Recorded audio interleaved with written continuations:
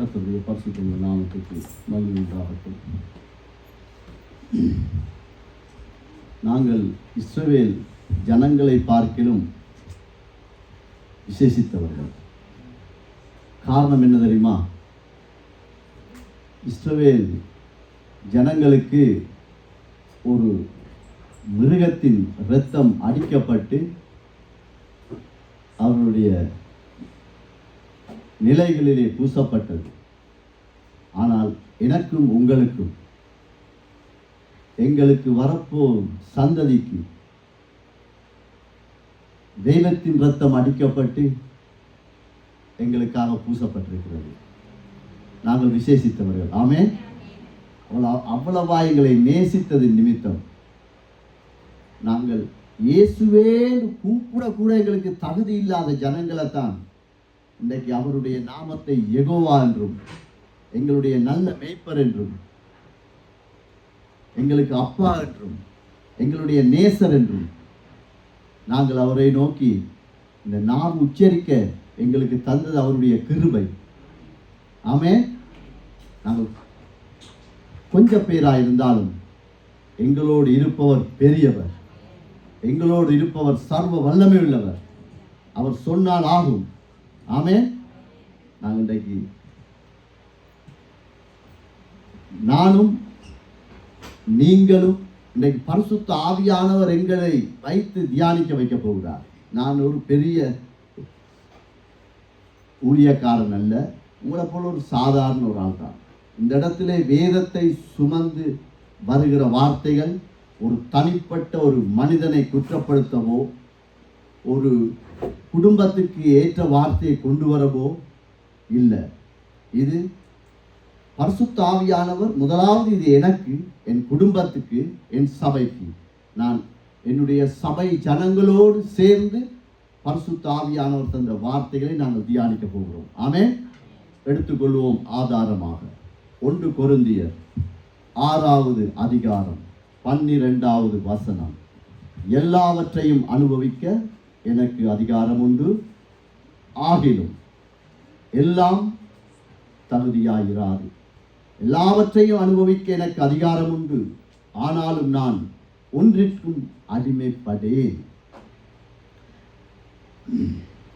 பரிசுத்தமுள்ள தகப்பனே, ஆண்டவரே, எங்கள் ஒவ்வொருவரையும் நீர் பேசும்போது எங்கள் காதுகள், எங்களுடைய இருதயங்கள், எங்களுடைய எண்ணங்கள் எல்லாவற்றையும் நாங்கள் உமது பலிபீடத்தில் வைக்கிறோம். விருத்த சேதனம் பண்ணி ஆண்டவரே நீர் எங்களோடு பேசுகிற வார்த்தைகளை அதனால் அதை கேட்டு அதுக்கு கீழ்ப்படிந்து உமது பரிசுத்த நாமத்தை வருங்காலங்களிலே நாங்கள் மகிமைப்படுத்த எங்களுக்கு உதவி செய்வீராக.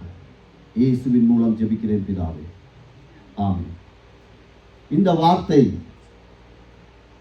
இந்த தியானத்துக்கு நான் ஒரு தலைப்பு வைப்பேனானால் அதிகாரமா தகுதியா, அதிகாரமா தகுதியா. இந்த வார்த்தை ஆண்டவராய் இயேசு கிறிஸ்துவின் வாயிலிருந்து புறப்பட்ட ஒரு வார்த்தை அல்ல. இது இயேசுவின் சீடனுடைய ஒரு வார்த்தை, இயேசுவை பின்பற்றின ஒரு மனிதனுடைய வார்த்தை. பணம், பதவி, பொருள், பெருமை, வேலை எல்லாவற்றுக்கும் மேலும் தன் அதிகாரத்தை வைத்து வாழ்பவன் இவைகளுக்கு அடிமைப்பட்டவன். அது யாராயிருந்தாலும் சொல்றான், பெரிய ஊழியக்காரனாக இருந்தாலும் தன்னுடைய ஊழியத்தின் மேல் அதிகாரமாய் நடக்கிறவன் அவன் அடிமைப்பட்டவன், அவன் விடுதலையானவன் அல்ல. அதுக்காக அவர் சொல்றார், எல்லாவற்றையும் எனக்கு. எப்படிப்பட்ட மனுஷன் என்பதை நாங்கள் இப்ப பார்க்க போறோம். இந்த மனுஷன் ஏன் இப்படிப்பட்ட ஒரு வார்த்தையை தன்னுடைய நாவிலிருந்து அறிக்கையிடுகிறான்? பவுலின் வாழ்க்கையை 2ஆக நாங்கள் நாளும் பிரித்து பார்க்க கர்த்தர் எங்களுக்கு உதவி செய்வாராக. முதலாவது, ரட்சிப்புக்கு முன், அதாவது ஆண்டவராய் இயேசு கிறிஸ்துவை நானே வழி, நானே சத்தியம், நானே ஜீவன், இந்த வாக்குத்தத்தத்தின் பிரகாரம் அவன் இயேசுவை அறிய முன்னதான ஒரு வாழ்க்கை. 2வது, ரட்சிப்புக்கு பின்னதாக ஒரு வாழ்க்கை. ஆனால் இந்த வார்த்தை அவனுடைய வாயிலிருந்து வந்த இந்த வார்த்தை ரட்சிப்புக்கு பின். அதனால கொஞ்சம் இவரை பற்றி கொஞ்சம் மேலோட்டமாக பார்ப்போம். ஏண்டா இந்த வார்த்தைகளை நீங்கள் எத்தனையோ பேர் கேட்டிருக்கலாம், வாசித்திருக்கலாம். ஆனாலும் இந்த நாளும் பரிசுத்த ஆவியானவர் இந்த நாளுக்குரிய கிருபைக்கேற்ற மாதிரி எங்களை நடத்துவார் என்பதை நான் விசுவசிக்கிறேன் இயேசுவின் நாமத்தினால். நாங்கள் முதலாவது அவனுடைய வாழ்க்கையிலே இயேசுவை அறிவதற்கு முன், சரிதானே, அந்த பாகத்தை நாங்கள் பார்ப்போம். அப்போஸ்தலர் 22 22வது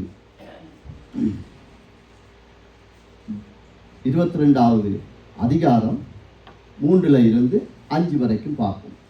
நான் யூதன், சிசிலியா நாட்டிலுள்ள தர்சு பட்டணத்திலே பிறந்து இந்த நகரத்திலே காமாலியேலின் பாதத்தருகே வளர்ந்து முன்னோர்களுடைய வேத பிரமாணத்தின் படியே திட்டமாய் போதிக்கப்பட்டு இன்றைய தினம் நீங்கள் எல்லாரும் தேவனை குறித்து வைராக்கியம் உள்ளவர்களாய் இருக்கிறது போல. ஆமென். ஒவ்வொரு வசனமா நாங்க பார்ப்போம். இதுல என்ன சொல்றான்? ஒரு பிரபல்யமான ஒரு யூத போதகருக்கு கீழே நான் கல்வி கற்றதான். பெருமையாய் அந்த வார்த்தை வருகிறது. இப்போ நாங்கள் சொல்லுவோம் இல்ல, நான் சென்ட் பீட்டர்ஸில் படித்தேன், எங்கள் அப்பா பேர் தெரியுமா, எங்கள் அப்பா யார் தெரியுமா, அப்படித்தான். சென்ட் ஜோசப்பில் நான் ஸ்டூடெண்ட், அப்படித்தான் சொல்கிறார். ஒரு மிகுந்த பிரபல்யமான ஒரு மத குரு இடத்துல, ஒரு ஆசாரியன் இடத்துல நான் வேதத்தை எப்படியாம் திட்டமாய் போதிக்கப்பட்டு, அந்த வேத பிரமாணத்தின் படி, கொஞ்சம் வளைவு செழிவு நெளிவு ஒன்றுமில்லை, அந்த திட்டத்தின் படி போதிக்கப்பட்ட ஒரு மனுஷன், வைராக்கிய உள்ள ஒரு ஆளவன், சரிதானே. தான் கற்றுக்கொண்ட பிரமாணத்தின் மேல் அவனுக்கு ஒரு வைராக்கியம் இருக்கு. நான் இப்படிப்பட்ட ஒரு வேத அறிவுள்ள ஒரு யூத ஆசாரியனிடத்துல கற்றுக்கொண்ட அவனுடைய பிரமாணத்திலே அவன் வைராக்கியம் கொள்கிறான். 4வது வசனம், நான் இந்த மார்க்கத்தாராகிய புருஷரையும் ஸ்திரீகளையும் கட்டி சிறைச்சாலைகளில் ஒப்புவித்து மரண பரியந்தம் துன்பப்படுத்தினேன். ஆமென். இப்ப அவரை பற்றி வேற யாரும் சாட்சி கொடுக்கல, அவரே செல்ஃபா. இப்ப நாங்க சாட்சி சொல்லுவோம் இல்லை, அதே மாதிரி சாட்சி சொல்றார். என்னது? தான் கற்ற பிரமாணத்துக்கு விரோதமாய் யார் எழும்பினாலும், அது எவனாய் இருந்தாலும், அது என்னுடைய விரோதி. அப்படிப்பட்டவர்களை மரணம் அடையும் வரைக்கும், எப்படி இருக்கும் மரணம் அடையும் வரைக்கும் என்றால், அவன் சாகும் வரைக்கும் அவனை துன்பப்படுத்தின ஒரு மனுஷன். எப்படி சாகும் வரைக்கும் ஒருத்தனை? உதாரணத்துக்கு இப்போ கிட்டத்தட்ட ஒரு 100-120 வருஷத்துக்கு முன்னால் ரஷ்யாவில் அங்கே இயேசு கிறிஸ்துவை அறிவிக்க முடியாது, கம்யூனிஸ்ட் நாடு. அப்போ ஒருத்தர் அண்டர் கிரவுண்டில் இருந்து ஒரு ஊழியக்காரன், அவருக்கு யார் யாரெல்லாம் காண்கிறாரோ ஆண்டவரை பற்றி சொல்கிறது, இதை யாரோ சொல்லி அரசாங்கம் அவரை அரசு செய்து அவரை அடித்து எவ்வளவோ கொடுமைப்படுத்தி பார்த்து, நீ இயேசுவை மறுதளிது. நோ, அவர் மறுதளிக்கவே இல்லை. ஒரு மனுஷனுடைய, அதாவது ஒரு மனுஷன் எவ்வளவு கஷ்டப்பட்டான் என்றதுக்கு எத்தனையோ ஆதாரங்கள் இருக்கு மிஷனரிகளுடைய. அதுகளை வாழ்வு பிள்ளைகளாக போட்டு பாருங்க. இந்த யூடியூப், இன்ஸ்டாகிராம், ரீல்ஸ் விடுறது அதெல்லாம் விட்டு போட்டு இதில் பாருங்க, கர்த்தர் பேசுவார். அப்போ அந்த மனுஷனை அடித்து வேதனைப்படுத்தி பார்த்தாங்க, அவன் மறுதளிக்கிற மாதிரியே இல்லை. இது உண்மையாய் நடந்த ஒரு காரியம். கடைசியில் என்ன செய்தாங்கன்னா, கையை உடைச்சி காலை உடைச்சி நடக்கலாம். சரி, இவனுக்கு கடைசியாய் ஒரு தண்டனை என்ன கொடுக்கலாம் என்று சொன்னால் ஓகே என்று ஒரு முடிவுக்கு வந்தாங்க. அது சொல்லுவது கடினம், ஆனால் இது நடந்த காரியம். அவனை என்ன செய்வாங்கன்னு சொன்னால், காலையில் காலை இழுத்து கொண்டு அப்படியே அவர் இப்படியே இருப்பார் மல்லாக்கா. அவனுடைய முகத்தில் குறைந்தது 4 பேர் காலையில் மலம் கழிக்க வைப்பார்கள். அவன் செய்த பாவம் என்ன? இயேசுவை அறிவித்தது. இதைத்தான் அவன் சொல்றான், மரணம் வரைக்கும் என்ன எல்லாம் ஆண்டவராய் இயேசு கிறிஸ்துவை பின்பற்றுகிற ஒரு மனுஷனுக்கு நான் செய்ய முடியுமோ அவ்வளவற்றை நான் செய்த ஒரு மனுஷன். அவன் சாட்சி கொடுக்கிறான். அவன் சாதாரண ஒரு ஆள் இல்லை. 5வது வசனம், என் வாழ்க்கையை குறித்து என் வைராக்கியத்தை குறித்து பிரதான ஆசாரியரிடத்தில் போய் கேட்டுப்பார். நான் கற்ற பிரமாணத்துக்கு நான் எப்படி வாழ்ந்தேன் என்று போய் கேட்டுப்பார். நீ சாதாரண மக்களிடத்துல போய் கேட்காத, பெரிய பெரிய ஆசாரியரிடத்துல போய் கேளு. நான் எவ்வளவு வைராக்கியமாய் இந்த பிரமாணத்துக்காய் நான் இருந்தேன் என்று அவன் சாட்சி கொடுக்கிறான். அப்போஸ்தலர் 26:10. அப்போஸ்தலர் 26:10. அப்படியே நான் எருசலேமிலும் செய்தேன். நான் பிரதான ஆசாரியர்களிடத்தில் அதிகாரம் பெற்று பரிசுத்தவான்களில் அநேகரை சிறைச்சாலைகளில் அடைத்தேன். ஆமென். என் மார்க்கத்துக்கு விரோதமாய் உழைத்த அநேகரை கொலை செய்ய நான் உடந்தையாயிருந்தேன். ஒருவன் சாவதற்கு நான் உதவி செய்தேன். என் பிரமாணத்துக்கு விரோதமாய் யார் வந்தாலும் அப்படிப்பட்ட ஒரு காரியத்தை அவன் சாட்சி கொடுக்கிறான். கலாத்தியர் 1:14 வாசிப்போமானால், என் வயதுடைய அநேகரை பார்க்கிலும், அவனுடைய சொல்வோமே, அப்போ பவுலுக்கு ஒரு 25 வயசுன்னு வச்சுக்கொள்வோம், அவனுடைய வயதுக்கு உடையவர்கள் அநேகரை பார்க்கிலும் என் முற்பிதாக்களின் பாரம்பரியத்திலும் நியாயங்களிலும் மிகவும் வைராக்கியம் உடையவன். அவன் கற்றுக்கொண்ட வேதத்தில் பிரமாணத்தில் அவ்வளவு ஸ்ட்ராங் ஆள். இது எல்லாம் ரட்சிப்புக்கு முன். 1 தீமோத்தேயு 1:13 வாசிப்போமானால், நான் கற்றுக்கொண்ட பிரமாணம் அல்லது போதனையின் கனி அது கெட்டதாயிருந்தது. முன்னே நான் தூசிக்கிறவனும் துன்பப்படுத்துகிறவனும் கொடுமை செய்கிறவனுமாயிருந்தேன். அப்படி இருந்தும் நான் அறியாமல் அவிசுவாசத்தினாலே அப்படி செய்ததினால் இரக்கம் பெற்றேன். இவ்வளவு கொடுமை செய்த நான் சரியான வெளிச்சத்தை காணாதபடியினால் எனக்குள்ளே ஒரு அவிசுவாசம். இதைத்தான் நாங்கள் செய்தோம். எங்களுடைய பாரம்பரியம், எங்களோட அம்மா, எங்களோட ஆச்சி, எங்களோட தாத்தா, அவங்க இதுதான் உனக்கு தெய்வம், இதுதான் நீ ஆராதிக்க வேண்டிய விதம், நீ இப்படித்தான் வாழணும் என்று காண்பித்த அந்த போக்கிலே தானே வாழ்ந்து வந்தோம். ஏதோ தடுமாறி கர்த்தருடைய கிருபை, அவருடைய கண்கள் எங்கள் மேல் பட்டுவிட்டது. அதே போல் இவனுக்கும் ஒரு ஞானம் வருகிறது. என்ன பாருங்க, நான் இரக்கம் பெற்றேன் கடவுளிடத்துக்கு, அதாவது ஆண்டவருக்கு விரோதமாய், வானத்தையும் பூமியை உண்டாக்கின சர்வ வல்லமுள்ள தெய்வத்துக்கு விரோதமாய் இத்தனை காரியம் செய்த எனக்கு அவர் கண்களிலே கிருபை கிடைத்தது. என் கனி கொடுமையாய்த்தான் இருந்தது. இரக்கம் பெற்று தேவனுடைய அன்பு அப்படிப்பட்டது. இரக்கம் பெற்றவனுடைய வெளிச்சம் எப்படி இருக்கும், வெளிப்பாடு எப்படி இருக்கும்? கலாத்தியர் 1:15-16 வாசிக்கும் போது 15வது வார்த்தையினுடைய விளக்கம், நான் என் தாயின் கருவில் உருவாகிய நாள் முதற்கொண்டு அப்படி இருந்தும், எப்படி இருந்தும், நான் தேவனுக்கு விரோதமாய் கிரியை செய்து அப்படி இருந்தும் மற்றவன் சாகிறதுக்கு காரணமாக இருந்திருக்கிறேன், சிறையில போட்டிருக்கிறேன், இயேசுவை நீ அறிவிக்க கூடாது, உண்மையான வேதத்தை நீ யாருக்கும் சொல்லக்கூடாது என்று அப்படி இருந்தும் நான் என் தாயின் வயிற்றில் இருந்தது முதல் என்னை பிரித்தெடுத்து தம் கிருபையினால் அழைத்த தேவன். அந்த வெளிச்சம் வருது. கிருபை வந்தவனுக்கு அந்த வெளிச்சம் வருது. நாங்கள் ஞானஸ்தானம் எடுத்து போட்டு கிருபையோடு இருக்கிறோமா, கிருபை இல்லாமல் இருக்கிறோமான்னு எங்களுடைய வாழ்க்கை, நடை, உடை, பேச்சிலே பார்த்து கொள்ளலாம். நாங்கள் சொல்லலாம், நான் ஞானஸ்தானம் எடுத்துட்டேன், 25 வருஷம் ஆயிடுச்சு ஞானஸ்தானம், அப்படியா?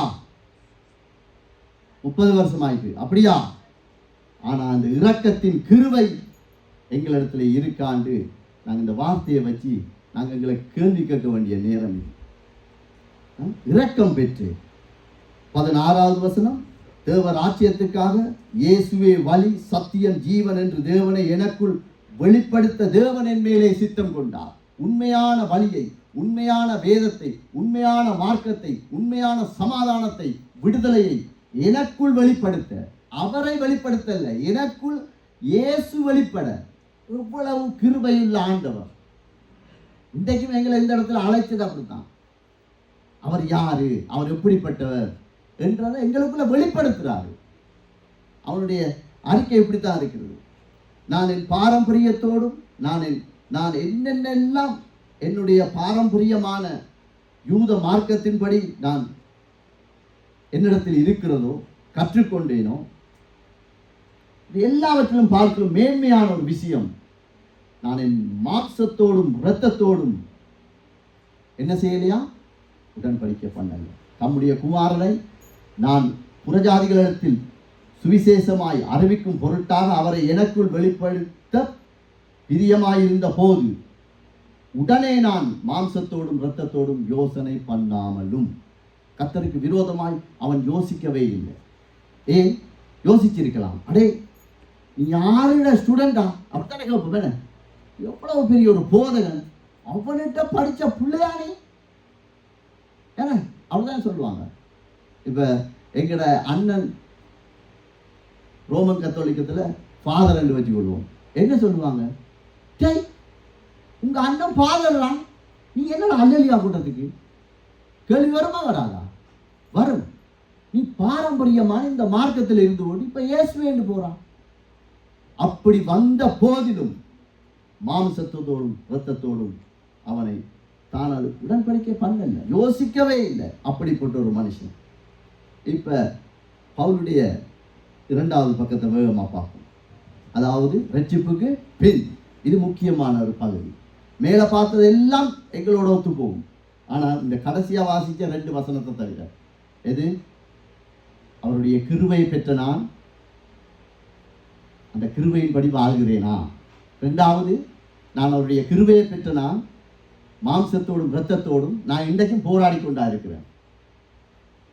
பின்னுக்கு பார்ப்போம். அதை அப்போஸ்தலர் 20ஆம் அதிகாரத்தில் 17லேருந்து 35 வார்த்தை வரைக்கும் ஒரு சில வார்த்தைகளை நாங்கள் பார்ப்போம்.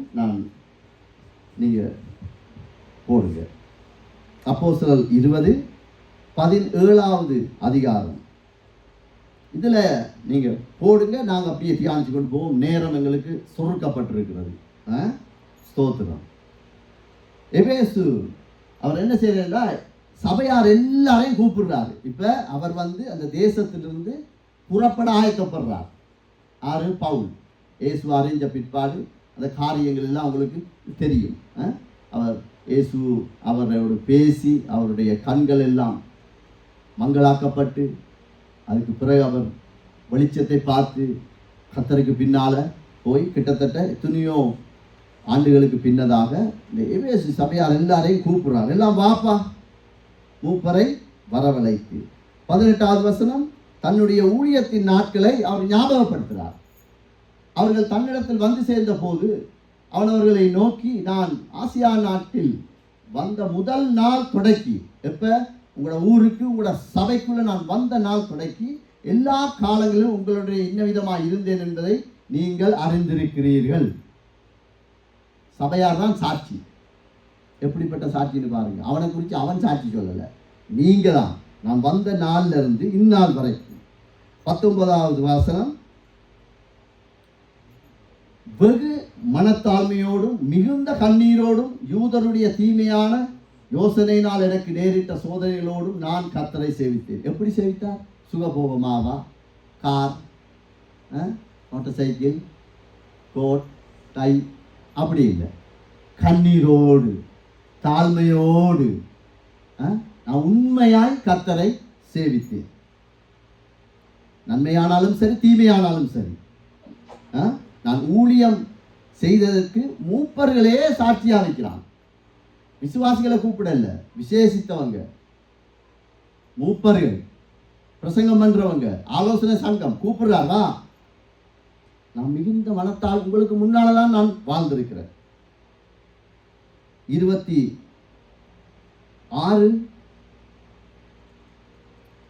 சத்தியத்தை சத்தியமாக அறிவித்தவன். தேவனுடைய ஆலோசனை ஒன்றை நான் மறைத்து வைக்காமல் எல்லாவற்றையும் உங்களுக்கு அறிவித்தபடியினாலே. மற்றது 27, எல்லாருடைய இரத்த பலிக்கும் நீங்கி நான் சுத்தமுள்ளவனாயிருக்கிறேன் என்பதை உங்களை இன்றைய தினம் சாட்சியா இருக்கிறேன். வேதத்தை வேதமா பிரசங்கித்திருக்காரு.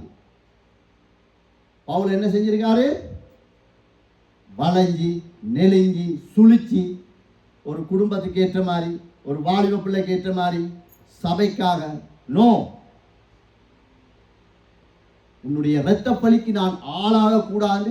சத்தியத்தை சத்தியமாய், எங்கள் மொழியிலே சொன்னா என்ன, ஆணி வேறாய் அக்கு வேறாய் பிரிச்சு சொல்லியிருக்காரு சத்தியத்தை.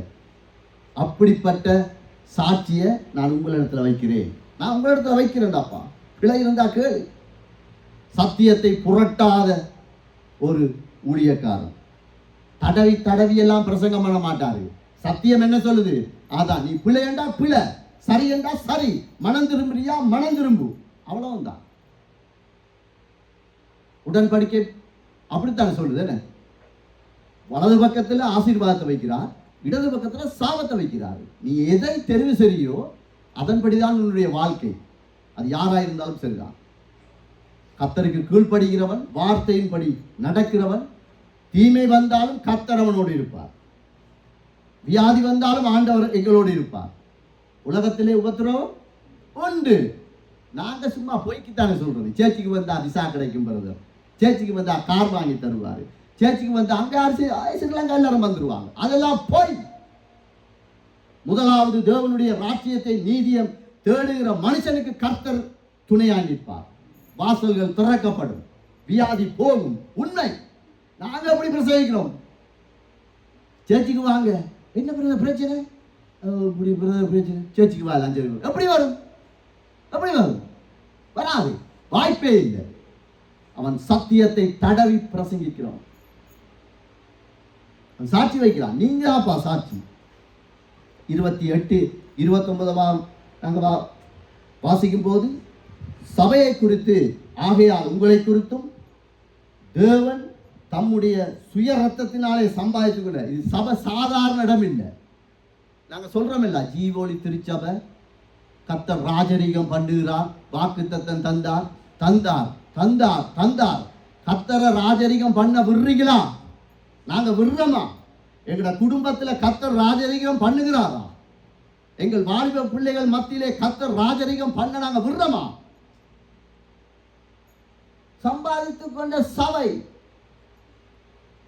தமது சபையை மேய்ப்பதற்கு பரிசுத்த ஆவி உங்களை கண்காணிகளாக வைத்த மந்தையை முழுவதையும் குறித்து எச்சரிக்கையாயிரு. யாரா இருக்கலாம், பவுல் அப்படித்தான் சொல்றான், எச்சரிக்கையாயிரு. நீ மூப்பரா இருக்கலாம், மூப்பர் பொஞ்சாதியா இருக்கலாம், ஊழியக்காரனா இருக்கலாம், கிட்டார் அடிக்கலாம், பாட்டு படிக்கலாம், மேளம் தட்டலாம், என்ன செய்யலாம். நீங்களும் நானும் எச்சரிக்கையா இருக்கணும். அதான் சொல்றார். ஏன் எச்சரிக்கையா இருக்கணும்? ஏன் எச்சரிக்கை? இது மிகவும் மேலான ஒரு காரியம். அவருடைய இரத்த, நான் ஆரம்பத்தில் என்ன சொன்னேன், பழைய ஏற்பாட்டு யூதர்களுக்கு ஒரு மிருகம் அடிக்கப்பட்டது இல்லையா? எனக்கு உங்களுக்காக, சந்ததிக்காக, எங்களுடைய பேர பிள்ளைகளுக்காக, மருமக்களுக்காக அந்த அம்மா ஏன் கத்தி கத்தி ஜெபம் பண்றான்? அவட பேர பிள்ளைன்ற பேர் அவைக்கு மறந்தாலும் எங்களுக்கு மறக்காது. காரணம் என்ன? ஒவ்வொன்றை சொல்லி சொல்லி. ஏன் அந்த வைராக்கியம்? எச்சரி, கர்த்தர் எச்சரிக்கிறார். அவன் சொல்றான், எச்சரிக்கையாரு. உங்களோட சபையா இருக்கலாம், போறேன் இப்ப நான். எச்சரிக்கையாரு. சபையை குறித்து, அவனுக்கு விசுவாசத்தை குறித்தும் பக்தி வைராக்கியம் உள்ள ஒரு ஊழியக்காரன் அவன். 29வது வசனம், நான் போன பின்பு போறான். என்ன செய்ய போறான்? ஆளுக்கு போகுது. மந்தையை, சபையை தப்ப விடாத கொடிய ஓநாய்கள் உள்ளே வரும். பவுல் இருக்கும் வரைக்கும் ஓநாய்கள் உள்ளிட முடியவில்லை. அவன் சத்தியத்தை சத்தியமாய் சொன்னான். அவனுக்கு தெரியுது, நான் போனோன நீங்கெல்லாம் வளைஞ்சி நெலுங்கி எங்கெங்கெல்லாம் உங்களுக்கு ஏற்ற மாதிரி நீங்கள் உங்களுடைய சபையை, உங்களுடைய வேதத்தை, நீங்கள் கற்றுக்கொண்டதை நீங்கள் நெளிச்சு சுழிச்சு நடப்பீங்கன்னு எனக்கு தெரியும். அதனால்தான் நான் போன பின்பு உங்களை தப்ப விடாது. எங்க பக்கம் போனா ஒரு பக்கம் பிடிச்சிடும். தப்ப விடாத கொடிய ஓநாய்கள் வரும். எச்சரிக்கையாயிரும். எதிர்காலத்தை குறித்து, சபையில எதிர்காலத்தை குறித்து அவன் பாருங்க, அவன் போறான். 3 வருஷம் முடிஞ்சது, நான் இன்னொரு தேசத்துக்கு போகணும். ஆனா இந்த சபையுடைய எதிர்காலத்தை குறித்து அவன் அங்காளாய்க்கிற ஒரு மனுஷன், பரிதவிக்கிற ஒரு மனுஷன். 31வது வசனம், எபேசு சபைக்கு மட்டும் பாருங்க, ஆனபடியால் நான் 3 வருஷ காலமாய், இவ்வளவு எத்தனை காலம் முடிஞ்சிருக்கவருக்கு 3 வருஷம் கண்ணீரோடு இடைவிடாமல் அவனவனுக்கு புத்தி சொல்லி வந்ததை நினைத்து இடைவிடாமல் இரவும் பகலும் எங்களுக்கு ஞாயிற்றுக்கிழமை ஒரு 2 hours வந்து நிற்க நேரம் இல்லை.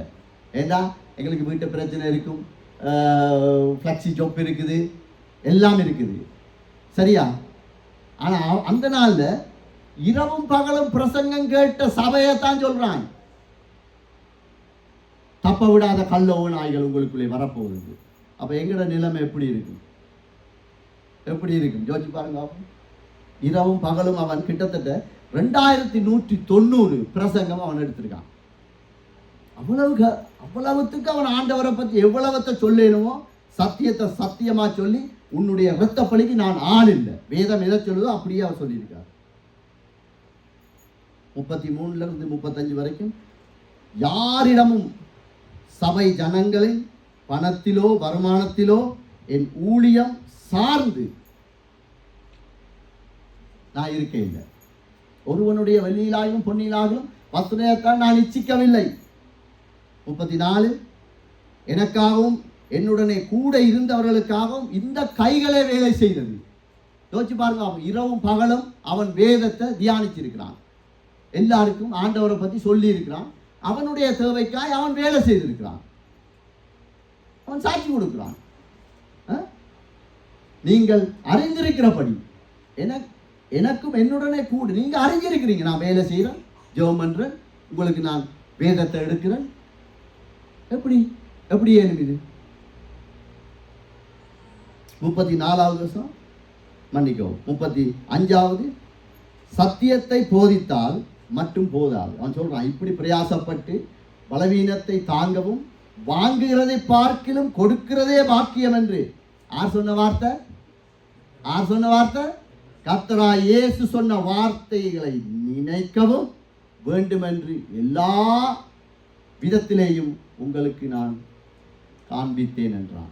அவன் இயேசுவை பிரசங்கிக்கல, பழைய ஏற்பாட்டையும் புதிய ஏற்பாட்டையும் அந்த ஜனங்களுக்கு 3 வருஷம் அவன் பிரசங்கிக்கல, அதுக்கு மாறா அவன் வாழ்ந்து காட்டியிருக்கான். இதான் சீசன். அவன் சாட்சி கொடுக்கிறான், நான் உங்களுக்கு காண்பிச்சிருக்கிறேன். இப்ப பவுலுடைய முன்னான வாழ்க்கைகளுக்கு தேவையில்லை. ஏன்னா நாங்கள் அப்படித்தானே இருந்தோம். என்ன தண்ணி அடித்தோம், பியர் அடித்தோம், தூசணம் பேசணும், கெட்டவார்த்தை பேசணும், இச்சித்தம் எல்லாம் செய்தோம். ஆனால் கர்த்தருடைய இரக்கமான அழகான கண்களை மீட்டு கொண்டபடியா அவருக்கு பின்னான இருக்கிற வார்த்தைகளை நாங்கள் இப்போ பார்க்க போகிறோம். தேவனுக்காக சபையில் பக்தி வைராக்கியமாய் நாங்கள் வாழுகிறோமா? இது முக்கியமான ஒன்று. பக்தி வைராக்கியம் உள்ள ஒரு மனுஷனாய், ஒரு குடும்பமாய், ஒரு வாலிபனாய் நாங்கள் வாழுகிறோமா? எங்களுடைய மனித கணத்துக்காக சபையில் நாங்கள் சாட்சி கொடுப்பதை விட சாட்சியாய் வாழ்கிறோமா? இப்போ அவன் சொல்றான் இல்ல, நான் உங்களுக்கு என்ன செய்திருக்கேன், வாழ்ந்து காண்பிச்சிருக்கிறேன், அதே மாதிரி நாங்கள் வாழ்கிறோமா? அது முக்கியமான ஒரு பகுதி. எப்படி சபையில் பக்தி விருத்தியாக இருக்கிறது? எப்படி இருக்கும்? அந்த வசனத்தை போடுங்கம்மா.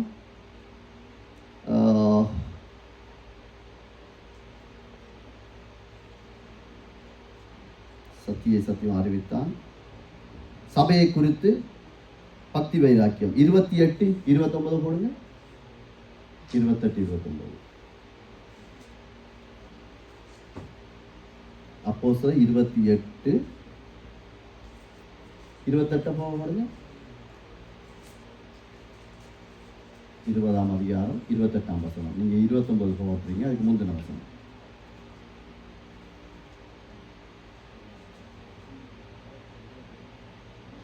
சரி, 29 போடப்பட்டது. ஓகே. ஏன் சபையை குறித்து பக்தி வைராக்கியம் நாங்கள் பண்ணணும்னு சொன்னால், எங்களுடைய சந்ததி, எங்களுடைய பேர பிள்ளைகள் நாங்கள் பெற்ற ரட்சிப்பு, நாங்கள் ஆண்டவருடைய வார்த்தையை நாங்கள் கேட்டிருக்கிறோம். அதை நாங்கள் பக்தி வைராக்கியமா இருக்கிறோமா? இல்லாவிட்டால் என்ன செய்யப்படும்? 29 படி 29 போடுங்கம்மா. தப்ப விடாத கொடிய ஓநாய்கள் வரும். இப்ப நாங்கள் எல்லாம் சொல்றோம், நாங்க இப்ப 55 60 எல்லாம் போற எங்களால வயசு போய்கொண்டிருக்கு. என்னத்துக்கு வாலிபர்களை ஆக்களை ஆயத்தப்படுத்துறோம்? ஒரு மாதத்தில் ஒருக்கா வாலிபர்களை கூப்பிட்டு நீங்க ஆராதிங்க, எல்லாம் செய்யுங்க. ஏன்?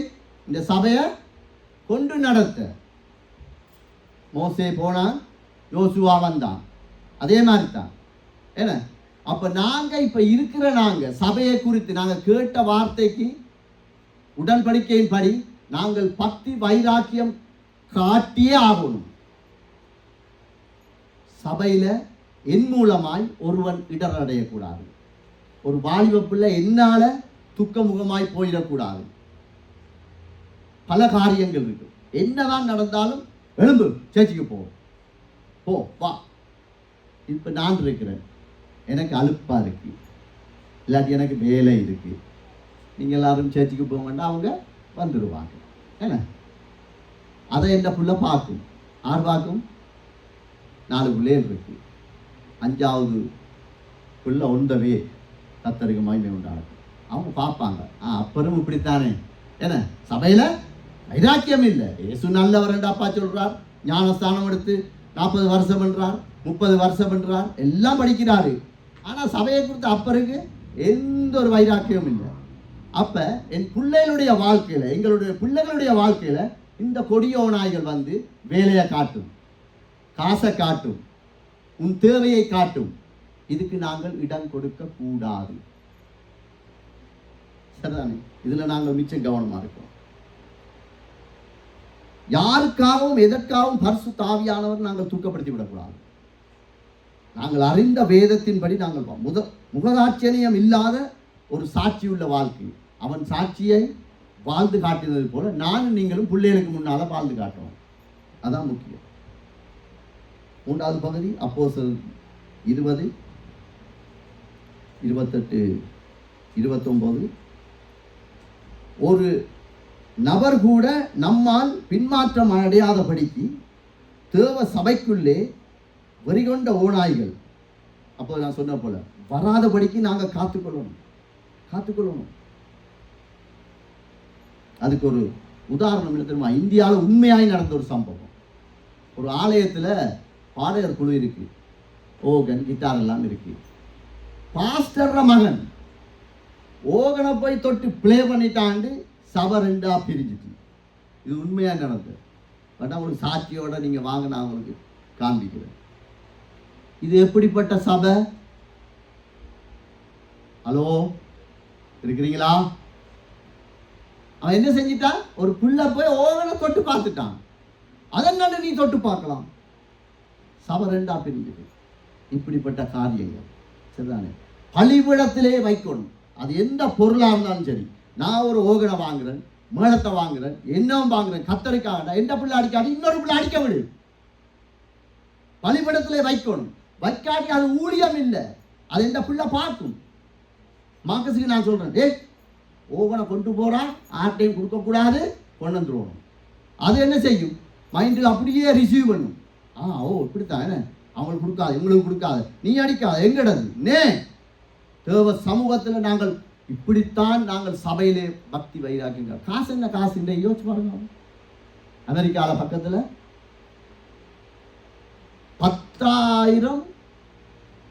10 கிலோமீட்டர் 10 கிலோமீட்டர் அவ்வளவு தூரம் என்று பாருங்க. அவ்வளவு ஆழத்தில் ஒரு சின்ன ஒரு அசைவு நிலநடுக்கத்தில் எத்தனையோ மக்கள் செத்து, எத்தனையோ சொத்து எல்லாம் அப்படியே சாம்பலா போய் நிற்குது. நம்மட மேளமும் ஓகனும் கிட்டாரும் எம்மாத்திரம் இல்லை. இது என் சபை, இது என் சகோதரன், பக்கத்தில் இருக்கிற என் அக்கா, என் அம்மா, தங்கச்சி, தம்பி. இந்த வாலிப பிள்ளைய மாதிரி எனக்கு வாலிப பிள்ளை, இந்த பிள்ளையில என்னுடைய மகள். அந்த உணர்வு எங்களுக்குள்ளே வரணும். இல்லாட்டி ரொம்ப கஷ்டம். சபையை குறித்து பக்தி வைராக்கியம்னா இயேசுவுக்காக நான் எதையும் இழக்கணும், அவ்வளவுதான், வேற ஒன்றும் இல்லை. எந்த பிள்ளைக்கு நீ இப்படி சொல்லக்கூடாது இல்லை, சத்திய வேதத்தின்படி இல்லாட்டி சொல்லு, அதை பற்றி பிரச்சனை இல்லை. நான் சொல்லியிருக்கேன், நான் வேதத்தின்படி நடக்காமல் நான் உங்களுக்கு தெரிய நான் பரிசுத்த குலைச்சலாய் வாழ்ந்தால் என்ற சேட்டை பிடிச்சி யாரும் கேள்வி கேட்கலாம். முடிஞ்ச வாழ்க்கை அல்ல, சரிதானே? அவரும் அப்படித்தானே சொல்றேன், நான் வந்த நாள்ல இருந்து எப்படி இருக்கிறேன், அதை நீங்க சாட்சி. அதே மாதிரி நாங்கள் வைராக்கியம் பாராட்டணும் எங்களோட சபையில. யாருக்காக? இயேசுவுக்காக, எங்களுக்காக. அவன் தொட்டுட்டாம்பறத, இவன் உள்ளிட்டாம்பறத, அவன் பார்த்துட்டாம்பறத, அவனோட பார்த்து சரியில்லை, இதெல்லாம் சபையில பக்தி வைராக்கியம் இல்லை. இதெல்லாம் ஆண்டவர் நிற்க மாட்டார். ஆட்களை நாங்கள் கூட்டிட்டு வரோம், அவங்க பார்ப்பாங்க, என்ன எல்லாம் நோமலா தானே இருக்கு, ஒரு வித்தியாசம் இல்லை. ஒரே ஒரு வித்தியாசம், 4 பாட்டு படிக்கிறாங்க, இயேசு நல்லவர் என்று சொல்றாங்க, ஒருத்தன் வந்து 40 நிமிஷம் ஏதோ சொல்லிட்டு போறான், அவ்வளவுதான். எங்களுக்குள்ள வைராக்கியம் வேணும், சபையை குறித்து வைராக்கியம் எங்களுக்குள்ள, இது முக்கியம். இல்லை என்றால் ரொம்ப கஷ்டம். சுவிசேஷ பாதம் இருக்கணும் எங்களுக்குள்ள. 20:31 பாருங்க, 20:31 அப்போஸ்தலர் அதே அதிகாரம் 31:31 ஸ்தோத்திரம். ஆனபடியால் நான் 3 வருஷம் இரவும் பகலும் சுவிசேஷ பாரத்தோடு இருக்கிறான். நாங்கள் சாட்சிய உள்ள வாழ்க்கை வாழணும். நம்முடைய தேவைக்காக தேவனை சார்ந்திருக்காமல், சரியா? தேவைக்காக நாங்கள் ஆண்டவரை தேடக்கூடாது. எங்களோட தேவையை பார்க்கலும் கர்த்தர் பெரியவர், அப்படித்தானே? எங்களுடைய வியாதியை பார்க்கலும் அவர் பெரியவர். எங்களுக்கு முன்னால மலை போல பிரச்சனை இருக்கலாம், கர்த்தர் பெரியவர். இதை குறித்து கலங்க தேவையில்லை, சரிதானே? நாங்கள் எப்பையும் எறும்பை போல உழைக்கணும். அவர் சொல்றார், நான் தேவனிடத்தில் வாங்குவதை விட அவருக்கு கொடுப்பதுதான் எனக்கு இயேசுவின் வார்த்தை. நாங்கள் என்ன சொல்றோம்? கொண்டு வா. சபையில் ஒருத்தர் நாட்டில் ஊழியக்காரனுக்கு கொஞ்சம் காசு அனுப்பினார். இந்த சபையில் அவர் அனுப்பினதை ஏழைகளுக்கு ஏதாவது செய்யுது. 3 மாசமா எந்த தொடர்பும் இல்லை. ஆனால் அவர் சொல்லியிருக்காரு, நான் கூட வீட்டை போகிறேன், ஜெபிக்கிறேன், எல்லாம் செய்கிறேன், ஓகே பிரதர், சந்தோஷம். திடீர்னு அவனோட அம்மா கடிச்சு கேட்டிருக்காரு, என்னம்மா அந்த பாசு, அந்த அம்மா, அவன் கல்லன், அவன் வந்தே மாசக்கணக்காகுது. அப்படியா? அடுத்த நாள் அடிச்சிருக்கா, தம்பி எப்படி பிரைசலோ அல்ல லூயா, என்ன மாதிரி? ஓ, நான் நேற்று தான். ஆமா, நான் கள்ள போதகர்கள், காசுக்காக. உண்மையாய் ஊழியம் செய்கிற யாரா இருந்தாலும் பணத்தை சார்ந்து வாழவே மாட்டோம். கர்த்தருக்கு கொடுக்கத்தான் பார்ப்போம், கர்த்தருக்கு கொடுக்கத்தான் பார்ப்போம், சரிதானே? நாம என்னத்தை கொடுக்க முடியுமோ அதை வாஞ்சியா நாங்கள் ஆண்டவருக்கு கொடுக்காட்டி நாங்கள் பெற்ற ரட்சிப்பில் கிருபை இல்லை. ரட்சிப்பு இருக்கு, கிருபை இல்லை. கிருபை தான் பரிசுத்த ஆவியானவர் மூலமாய் சகல சத்தியத்துக்குள்ளும் என்னையும் உங்களையும் நடத்த முடியும். பிளவிடாத மனுஷன் இல்லை, மனுஷி இல்லை, குடும்பம் இல்லை, ஊழியக்காரன் இல்லை. பவுலே சொல்றானே, மற்றவன் சாகிறதுக்கு நான் காரணம் ஐயா. அப்படிப்பட்டவனை தான் ஆண்டவர் எடுத்து பயன்படுத்தி இருக்கிறார், சரிதானே? காசை நம்பி ஊழியம் செய்கிறவன் கள்ள தீர்க்கதரிசி, அவ்வளவுதான். நான் அழைத்தவர் யார் என்று இன்னார் என்று நான் அறிந்திருக்கிறேன். அதனால தான் அவன் சொல்றான். 2 பக்கம் இருக்கு, அதிகாரம், தகுதி. ஒவ்வொன்றையும் நாங்கள் முடிவெடுக்கும் போது வாயு பிள்ளைகளா ஒரு தகுதி இருக்கு. என்ன தகுதி? நான் இயேசுவின் ரத்தத்திலும் சரீரத்திலும் உடன்படிக்கை பண்ணப்பட்ட பிள்ளை. குடும்பம், மனுஷன், மனுஷி தப்ப முடியாது. கர்த்தர் கணக்கு கேட்டே தீர்வார். நாங்கள் மற்றவனுக்காக எதை செய்யலாம் என்று பார்க்கிறது ஒரு முக்கியமான ஒரு விஷயம். சாது சுந்தர் சிங் என்ற ஒரு ஊழியக்காரனை பற்றி கேள்விப்பட்டிருக்கீங்க. அவருடைய சாட்சியிலே ஒரு காரியம், இந்தியாவில் சரியான குளிர், மலை பிரதேசம். அதுக்கு அவர் எப்படியாவது சூரியன் மறையும் முதல் அந்த இடத்துக்கு போயிடணும். போனால் தான் அங்கே ஊர் ஆட்கள் இருக்கிறாங்க, நெருப்பை போடுவாங்க, கொஞ்சம் உடம்ப சூடாக வச்சிருக்கலாம். பயங்கர காற்று வந்துடும் 6-7 மணிக்கு பிறகு. அப்போ இவர் வேகமாக நடந்து போய் கொண்டிருக்கார், மலை ஏறி கொண்டிருக்கார். இவர் போய் கொண்டிருக்கிற இன்னொரு சாதுவும் பாரார் அவரோட. அப்போ 2 பேரும் காய்ச்சி வந்து கொண்டு போனால், ஐயோ குளிர் காற்றெல்லாம் ஸ்டார்ட் பண்ணுது, அப்படியெல்லாம் செய்யுது, என்னடாப்பா சரி வேகமாக போகணும்னு போய்க்கிறோம். திடீரென்று பார்த்தா போற இடத்துல ஒருத்தன் மயங்கி கிடக்கிறான். அவன் நடந்து இயலாம குளிரில் அப்படியே நடுங்கி இருக்கிறான். அப்ப இவர் பார்க்கிறார், அவனுக்கு உயிர் இருக்கு, அசைவு இல்லை. அப்ப இந்த சாது சிங்கர் சொல்றார், இவனை நாங்கள் தூக்கிட்டு போவோம். மற்ற சாது, அவர் இயேசுவை அறியாதவர், அவன் சொன்னானா, எங்களுக்கு நடக்கவே கஷ்டமா இருக்கு. தியரி உண்மைதானே. ஏன்னா இப்ப நாங்கள் ஒரு மலைக்கு இந்த நேரத்துக்குள்ள போயிடணும். நான் போறது லேசா, ஒரு 50 கிலோ தூக்கிட்டு போறது லேசா, நான் போறதுதான் லேசா. அப்ப பாருங்க, அந்த உடன்படிக்கை அதான் இதுல இருக்கு. நான் இயேசுவுக்கா எதை கொடுக்க முடியுமோ கொஞ்சம் நான் இல்லை, நீ போறண்டா போ, நான் இவனை தூக்கிட்டு தான் வருவேன். சாது சிங்கத்தின் இவரையும் போட்டுட்டு தூக்கிட்டு மெல்ல மெல்ல வேகமாக நடக்கலாம் தானே, மெல்ல மெல்ல தூரம் போ, சரியான குளிர். ஆனா இவர் போய்கொண்டே இருக்கிறார். இடையில கொஞ்சம் தூரம் போய் பார்த்தா இவரோட வந்த சாது கீழே விழுந்து கிடக்கிறாரு. இவர் இறக்கி போட்டு அவரை வச்சு பார்த்தா மனுஷன் மறிச்சிட்டான். அப்போ இவனை தூக்கி பிரயோசனம் இல்லை. இவனை கொண்டு போய் அந்த மலையில சேர்த்து குளிர் காஞ்சி எல்லாருக்கும் யோசிச்சிடறான். என்ன நடந்தது தெரியுமா? அவனுடைய உடம்பில் இருக்கிற வெப்பமும் இவருடைய வெப்பமும் சேர்ந்து அந்த குளிரை எதிர்கொண்டிருக்கிறது. இதுதான் கர்த்தர் நடத்துகிறவர். மற்றவன் சாகுறான், அந்த வாலிப பிள்ளை இடறி போகுது, தெரியுது. இல்ல அப்படி நாங்கள் வாழ்வோம். அந்த இடையில முடிஞ்சுது கதை. மிச்ச கவனமா இருக்கணும். நாங்கள் இயேசுவுக்காய் விளக்கிரயமாக்கப்பட்ட ஜனங்கள். அதான் உண்மை, அதான் சத்தியம். இந்த காரியத்தில் நாங்கள் உண்மையா இருக்கணும். சாது சிங்கர் அவர் நினைச்சிருந்தா விட்டுட்டு போயிருக்கலாமே, இல்லை. அவர் தூக்கிட்டு போனபடியா அவருடைய உடம்புல இருந்த வெப்பமும் இவர உடம்புல இருந்த வெப்பமும் சமனாக்கி சரியான இலக்கை நோக்கி அடைஞ்சிட்டாங்க. ஆனால் மற்ற மனுஷன் மறைச்சு போனாங்க. இந்த உதாரணம் எத்தனை பேருக்கு விளங்கிச்சோ இல்லையோ தெரியாது. உங்களை பக்கத்தில் இருக்கிறவங்க விழுந்து போனால் சிரிக்கக்கூடாது. நாங்கள் அந்த குடும்பத்தில் பிரச்சனையா சிரிக்கக்கூடாது. 3 மணிக்கு எழும்பி எல்லாம் வச்சிருந்து ஜெபி. அப்படி ஜெபிச்சா எங்கட குடும்பம் ஆசீர்வதிக்கப்படும். எங்கட குடும்பம் ஆசீர்வதிக்கும். நாங்கள் அப்படி இல்லை தானே, எங்களுக்கு தானே கேட்குறேன். பிள்ளைய ஆசீர்வதிங்க, இன்ஜினியர் ஆக்குங்க, டாக்டர் ஆக்குங்க, அதாக்குங்க இதாக்குங்க. அங்கே ஒன்றும் ஆக்கப்படாது. அவர் ஒரு பிரமாணம் வச்சிருக்கார். முதலாவது தேவனுடைய ராஜ்யத்தை நீதியை தேடு, மிச்சம் எல்லாம் சரசரன்னு வைக்கப்படும். உங்களுக்கு பிள்ளை வயிற்றுல இருந்தா இல்லாட்டியும் கூட பிள்ளை கைக்குழந்தையா இருந்தா அந்த பிள்ளை எங்க படிக்கணும் கர்த்தர் எழுதி போட்டு தான் உங்களோட கையில் இருந்திருக்கார். அவர் அப்படிப்பட்ட நல்ல ஒரு அப்பா. அதனால நாங்கள் அவரை நம்பி சார்ந்து வாழ்வது தான் மேலான ஒரு காரியம். அதில் நாங்கள் கவனமாக இருக்கோம். நாங்கள் வேதத்தின்படி வாழ்பவன் தருத்திரனாவானோம். இப்போ அவர் சொல்லிட்டார் தானே, நான் இப்படி வேலை செய்தேன், அப்படி வேலை செய்தேன். ஆனால் அப்போஸ்தலர் பவுல் அவர் பாருங்க, அப்போஸ்தலர் 28:16-30 அவர் சொல்றார், நான் ரோமாபுரி பட்டணத்திலே நடுவிலே வாடகைக்கு இருந்திருக்கிறார், சிட்டியில வாடகைக்கு இருந்திருக்கிறாரு. அப்ப அவருடைய பணத்தேவை கர்த்தரால் சந்திக்கப்பட்டிருக்கு. அப்படித்தானே? கிராமத்தில் நீங்க வீடு வாங்கினா 3 லட்சம், சிட்டியில வாங்கினீங்கன்னா 4 லட்சம் 5 லட்சம் வருது. என்ன காரணம்? சிட்டிக்கு மதிக்கும் இடத்தை பொறுத்து தான் அங்க விலைவாசி. அந்த மனுஷன் நகரத்தில் இருந்திருக்கிறாரு. அப்ப அவர் பிச்சைக்காரனா? இல்ல, கர்த்தரால் அவர் ஆசீர்வதிக்கப்பட்டிருக்கிறார், தேவைகள் சந்திக்கப்பட்டிருக்கிறது.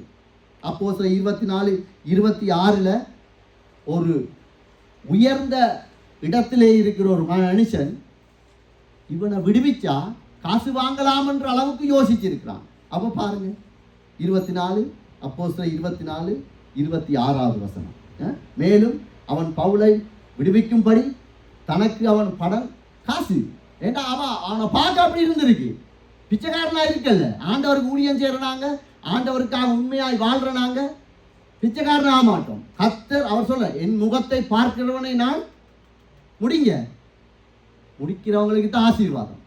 என் முகத்தை நோக்கி பார்க்கிறவர்களை நான் வெட்கமடைய செய்ய மாட்டேன். அது எந்த நிலையா இருந்தாலும் சரிதான். இப்படித்தான் கர்த்தர். இப்படிப்பட்ட மனுஷன், இவ்வளவு வசதியா இருந்த மனுஷன் என்ன சொல்றான்டா, 2 தீமோத்தேயுல 4:13 சொல்றார், துரோவா பட்டணத்தில் கார்ப்பு என்பவன் வசத்தில் நான் வைத்திருக்கிறேனப்பா ஒரு மேலங்கி, மேலங்கி ஒன்றுக்கு எடுத்துட்டு வா. கர்த்தரங்களை ஆசீர்வதிக்கிறது உண்மையிலே ஆண்டவருக்கு ஸ்தோத்திரம். அது எங்களுக்காக மாத்திரம் இல்லை, சரிதானே? நான் எந்த பிள்ளைகள்கிட்ட தெளிவாக சொல்லியிருக்கேன், உங்கள் அப்பன் வீட்டை விட்டு வெளியிறங்கினா கிழிஞ்ச ஷர்ட்டு ஊத்த பேண்ட் போட்டால் கேள்வி கேட்கலாம். இந்த போட்ட உடுப்பை போடுறா, நீ ஒரே ஜாக்கெட் தான் வச்சிருக்கா, ஒரே ஷூ தான் பாவிக்கிறான்னு நீ சொல்லக்கூடாது. சரிதானே? இயேசுவுக்காய் வாழ்கிறோம் இப்படித்தான் பாருங்க. சரிதானே? இருக்கிறது ஏழைக்கு கொடு. கல்யாணம் ஒன்று நாங்கள் ஒரு கொண்டாட்டம் செய்ய முதல் ஏழைக்கு கொடு, அதுக்கு பிறகு நீ என்னவும் செய்.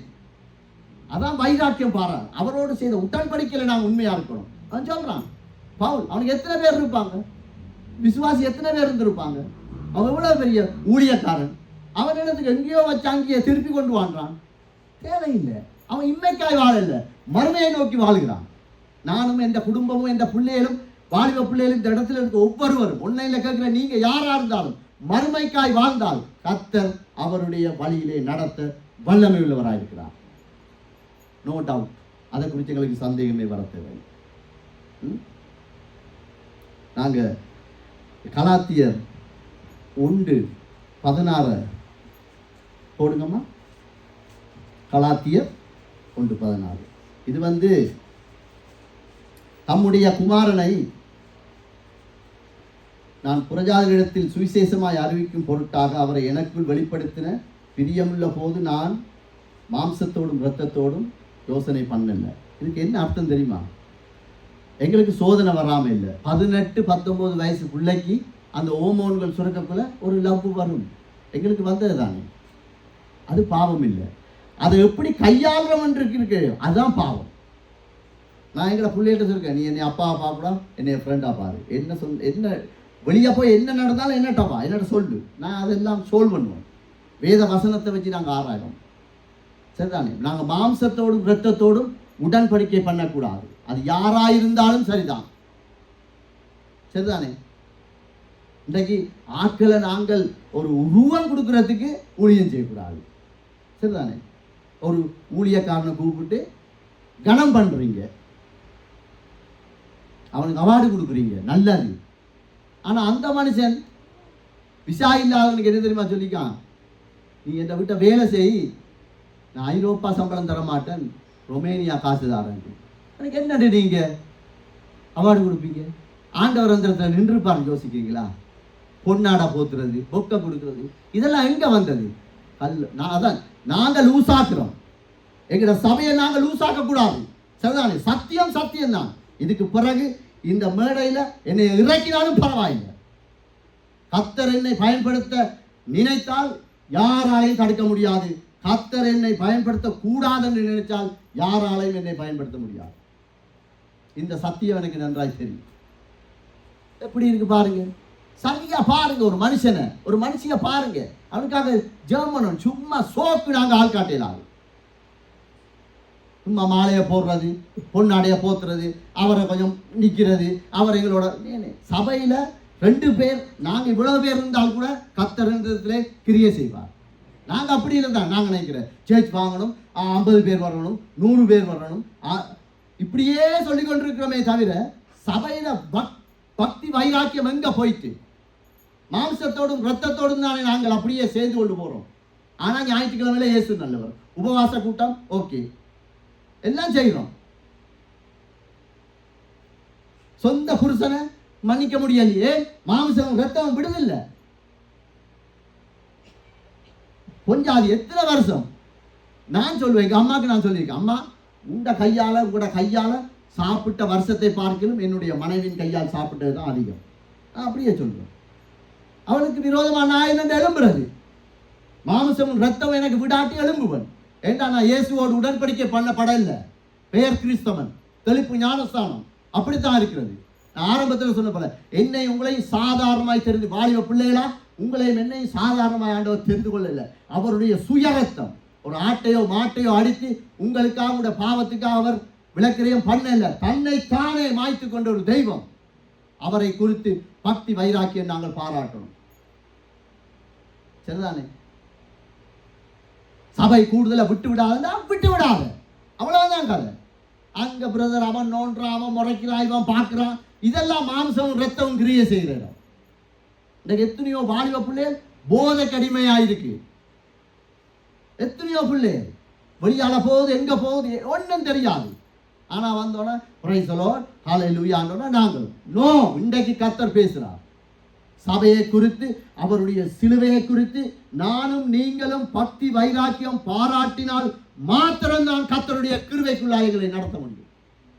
எல்லாரும் சும்மா சொல்லலாம், ஒன்றுக்காக நாங்கள் ஜெபம் பண்ணுவோம், கர்த்தருக்கு சித்தம் இல்லை பிரதர். ஏண்டா எங்கட மாம்சமும் எங்கட வேலை செய்தி விடுதில்லை. அப்படி நாங்கள் வாழக்கூடாது. இதில் மிச்சம் கவனமாக இருக்கணும். அது எந்த காரியமாக இருந்தாலும் சரிதான். மத்தேயு 10வது அதிகாரம் 42வது வசனத்தை போடுங்க. சீசன் எனும் நாமத்தின் நிமித்தம் நீங்க எல்லாரும் சீசர்கள் தான். ஆண்டவர் சொல்ற, அழைக்கப்பட்ட அத்தனை பேரும் பிதா குமாரன் பரிசுத்த ஆவியினால் ஞானஸ்தானம் பெற்றுக்கொண்ட நாங்கள் யாவரும் ஆசாரியர்களே. அந்த சீசன் எனும் நாமத்தின் நிமித்தம் இந்த சிறியர் ஒருவனுக்கு ஒரு கலசம் தண்ணீர் குடிக்க கொடுக்கிறவனும் தன் பலனை அடையாமல் போக மாட்டான். கிறிஸ்மஸுக்கு கொடுப்பு வாங்க போறியா? நான் அப்படிதான் சொல்லுவேன். எவ்வளோத்துக்கு பார்த்துருக்கா? 150 ரூபாய்க்கா? ஓகே, 2 பிரி 75 ரூபாய் உண்டியல போடு, 7 அனுப்பு, 75 இல்லப்பா எனக்கு காசு இருக்கு. அப்படியா? 150 ரூபாய்க்கு 150 ரூபாய் உண்டியல போடு. கர்த்தருக்காக இன்றைக்கு நீங்கள் நினைக்கிறீங்களா? பீமர் டைம் கொடுத்துருக்கிறீங்க. அம்மா உங்களுக்கு தங்கச்சி உங்களுக்கு நான் பேசின வேத வார்த்தைகள் சில நேரம் புரியாமல் இருக்கலாம். ஆனால் ஒன்று சொல்லுவேன், நீங்கள் இன்றைக்கு உங்களோட 2 மணி தியாகத்தை கர்த்தருக்கு நீங்கள் கொடுத்துருக்கிறீங்க. ஏதோ ஒரு காரியத்துக்காக நம்பி வந்திருக்கிறீங்க. 2 மணி தியாகம் இன்றைக்கு நீங்கள் வேலைக்கு போயிருக்கலாம், வீட்டை இருந்திருக்கலாம், நல்ல சமர் என்ஜாய் பண்ணியிருக்கலாம். ஆனால் நீங்கள் வந்திருக்கிறீங்க. இதுதான் ஒரு கலசம், 1 டம்ளர் தண்ணிக்கே ஆண்டவர் கணக்கு பார்த்து திருப்பி கொடுக்கிறவர் அவர். சரிதானே? நீங்க அவருக்காக கொடுத்திருக்கிறீங்க. கர்த்தர் நிச்சயமாய் அவர் விரும்புகிறபடி உங்களை நடத்துவார். அவ்வளவுதான். இன்னைக்கு நாங்க அப்படி இல்லை தானே? நாங்க விரும்புகிறபடி, நான் விரும்புகிறவனே நான் கல்யாணம் கட்டணும், நான் விரும்புகிற வேலைக்குத்தே நான் போகணும். இல்லை, நாங்க ஜெபம் பண்ணணும். எப்படி தெரியுமா? ஆண்டவரே உங்க விருப்பம் என்ன? என்னல இதுதான் மாம்சத்தையும் ரத்தத்தையும் நாங்கள் போராடி ஜெயித்து இருக்கிற ஒரு வாழ்க்கை. அவ்வளவுதான். கர்த்தர் தருவார். நாங்கள் ஒப்பு கொடுப்போமா? ஆண்டவர்கிட்ட கேட்போமா? ஆண்டவரே உங்க விருப்பத்தின்படி எங்களை ஆசீர்வதிங்க. அது என்ன காரியமாக இருந்தாலும் சரி ஒப்பு கொடுப்போம். பரிசுத்தமுள்ள தகப்பனே, ஆண்டவரே இந்த நாளிலும் கேட்ட வார்த்தைகளுக்காக உமக்கு ஸ்தோத்திரம். என்னோடு பேசியிருக்கிறீங்க, குடும்பத்தோடு பேசியிருக்கிறீங்க, சபையாரோடு பேசியிருக்கிறீங்க. ஆண்டவரே கேட்ட வார்த்தையின்படி அப்பா உமது வேதத்தை குறித்து, உமது கிருபையை குறித்து நாங்கள் ஆண்டவரே பக்தி வைராக்கியம் உள்ள ஜனங்களாய், வாலிப பிள்ளைகளாய், தாய் தகப்பனாய், ஊழியர்களாய் ஆண்டவரே வாழ எங்களுக்கு உதவி செய்யுங்கப்பா. இவ்வளவு காலம் எங்களுடைய விருப்பத்துக்கு நாங்கள் கேட்டுவிட்டோம், மன்னிங்கப்பா. இன்றிலிருந்து நாங்கள் கேட்கிறோம், எங்கள் வாலிபர்களை நீர் எப்படி ஆசீர்வதிக்க விரும்புகிறீர், எங்கள் குடும்பங்களை நீர் எப்படி ஆசீர்வதிக்க விரும்புகிறீர், எங்கள் ஊழியர்களை எந்த வழியிலே நீர் நடத்த விரும்புகிறீரோ அதற்கான கிருபையும் பலத்தையும் ஞானத்தையும் எங்களுக்கு தயவாய் தரும்படியாய் இயேசுவின் நாமத்தில் நாங்கள் வேண்டி நிற்கிறோம் பிதாவே. எல்லா கனமும் மகிமை உங்களுக்கு செலுத்துகிறோம். இயேசுவின் மூலம் ஜெபிக்கிறோம் பிதாவே. ஆமென்.